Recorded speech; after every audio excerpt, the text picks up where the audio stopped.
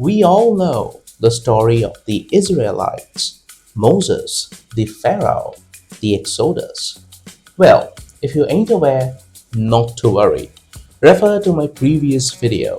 Link will be in the description. Oh yes, don't forget to like this video and hit subscribe and leave a comment for the sake of engagement.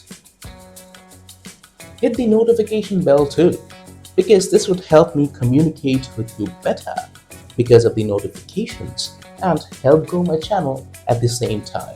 Peer-to-peer connect is supreme. Keeping all that aside, what if I told you right now that there were a people long before these stories were written who roamed the deserts of Egypt and Canaan? These people never called them Israelites. They were the Hebrews, or as the Egyptian texts called them, Apiru. This is their story, way before the Bible was written. In the 14th century BCE, Egyptian officials began writing panicked letters. The highlands of Canaan were under attack, not by an army, but by raiders. They called them the Apiru. They weren't a nation. They weren't from one place. They were outcasts, bandits, mercenaries, migrants. A word spat by the elites, a label stamped on the poor. And yet, among them, something was forming, an identity, a memory, maybe even a destiny. While Canaanite kings cried out for help, a quieter migration was happening. Semitic-speaking tribes, herders, workers were entering Egypt. Some were welcomed, others enslaved. In the eastern Nile Delta, we find Semitic names scratched into tombs and pottery. Their gods? El, Baal, maybe even Yahweh. Their status? At the bottom. But they were there, recorded in Egyptian lists, forgotten by time.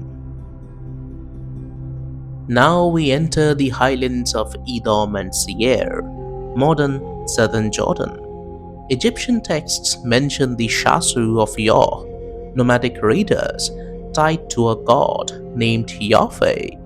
No temples, no priests, just mountains, altars, and whispers in the wind.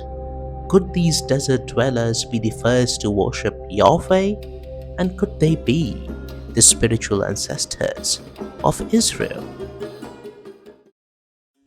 Egypt's wealth didn't build itself. Workers, many of them Semitic, hauled stone, baked bricks, built cities. They were the voiceless gears of the empire. Some scholars argue that this group, hardened by exile and labor, began to see themselves not just as victims, but as a people with a shared past and a God who walks beside the broken.